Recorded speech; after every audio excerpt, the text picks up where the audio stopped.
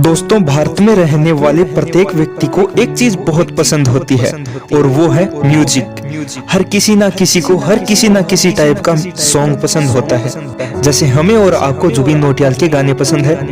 दोस्तों, हम जानते हैं कि जुबिन नौटियाल एक भारतीय सिंगर है। जुबिन नौटियाल बजरंगी भाईजान के सॉन्ग जिंदगी कुछ तो बता के लिए 8वें मिर्ची म्यूजिक अवार्ड 2016 के upcoming male vocalist of the year से सम्मानित किया गया है और उनकी दूसरी उपलब्धि जी अवार्ड में प्राप्त म्यूजिकल स्टार अवार्ड है।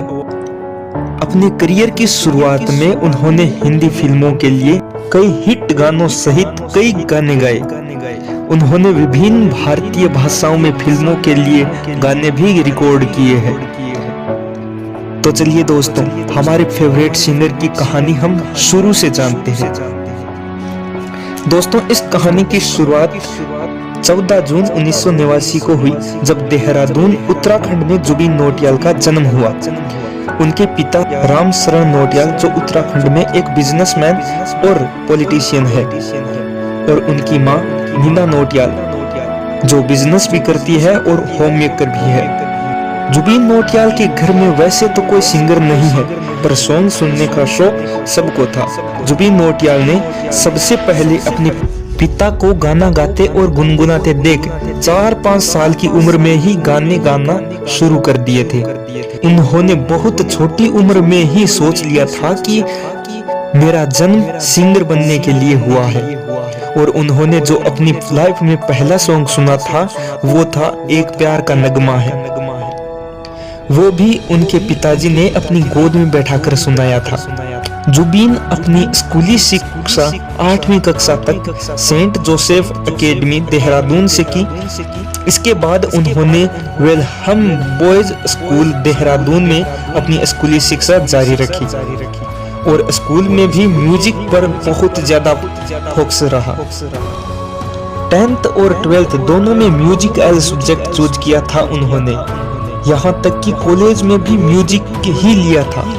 उन्होंने गिटार, पियानो, हारमोनियम और ड्रम इंस्ट्रूमेंट भी बजाना सीख लिया।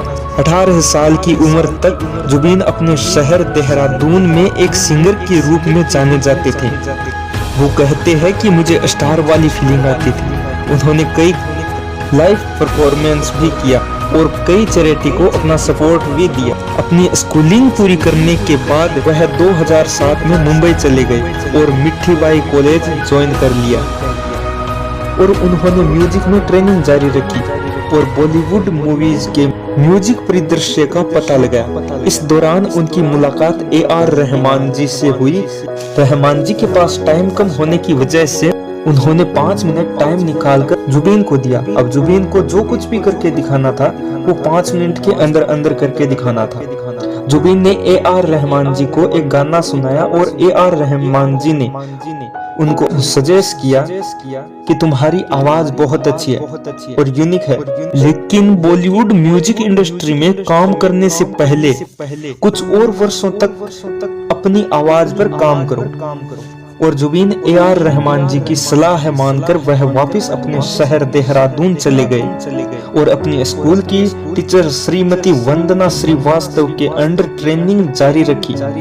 उन्होंने अपने गुरु श्री सामंत से भारतीय क्लासिकल म्यूजिक में अतिरिक्त म्यूजिक की शिक्षा भी ली। जुबिन ने म्यूजिक यात्रा और विभिन्न संगीतकारों के साथ खेलने में अपने कौशल को निखारने में 4 साल बिताए। उन्होंने लर्निंग पर पूरा फोकस किया, अलग अलग जगह ट्रेवल किया। चेन्नई जाकर प्रसन्ना से वेस्टर्न म्यूजिक की ट्रेनिंग ली। बनारस भी गए छनुलाल जी से सेमी क्लासिकल सीखने के लिए। वहाँ जो भी सिखाया करते थे वो रिकॉर्ड भी किया करते थे, ताकि वो चाहे तब फिर से सुनकर प्रैक्टिस कर सके। जब वह 23 ईयर के हुए तब तक उन्होंने सब कुछ सीखा, प्रैक्टिस किया। वैसे जुबिन की मुंबई में डायरेक्ट पहचान तो थी नहीं, तो फिर जुबिन अलग अलग म्यूजिक प्रोडक्शन ऑफिस में विजिट करते थे। म्यूजिक डायरेक्टर को मिलने की कोशिश करते थे। कभी किसी से मिलते तो कभी किसी को टाइम नहीं होता। ऐसा कुछ समय तक चलता रहा। जुबिन जहां भी जाते थे गिटार साथ रखते थे और लोगों को अपनी आवाज सुनाते थे। ऐसे करते करते उनको गानों के स्क्रैचेस गाने का मौका मिला। स्क्रैच का मतलब जब फिल्मों के गाने फाइनल रिकॉर्ड होते हैं उनसे पहले किसी छोटे सिंगर से गवाया जाता है, उनके बाद कोई ओरिजिनल सिंगर गाता है। उस स्क्रैच के रिफरेंस से एक तरह से बोल सकते हैं कि जरूरी चेंजेस के लिए मतलब गाने में क्या चेंज करना चाहिए और क्या नहीं। जुबीन ने इस तरह के 100 से 150 सॉन्ग गाए हैं। इससे उनको फायदा ये हुआ कि उनकी आवाज इंडस्ट्री तक पहुंची, सिंगर तक पहुंची। वैसे 2011 में एक्स फैक्टर नाम के रियलिटी शो में जुबीन ने टेलीविजन संगीत रियलिटी शो में भी पार्टिसिपेट किया। जुबीन ने बॉलीवुड म्यूजिक इंडस्ट्री में अपनी शुरुआत सोनाली केबल जो 2014 में आई के गाने एक मुलाकात से की, जो हिट रहा। लेकिन उससे पहले जुबीन ने मेहरबानी सॉन्ग का स्क्रैच गाया था और वह घूमते फिरते अक्षय कुमार के पास जा पहुंचा।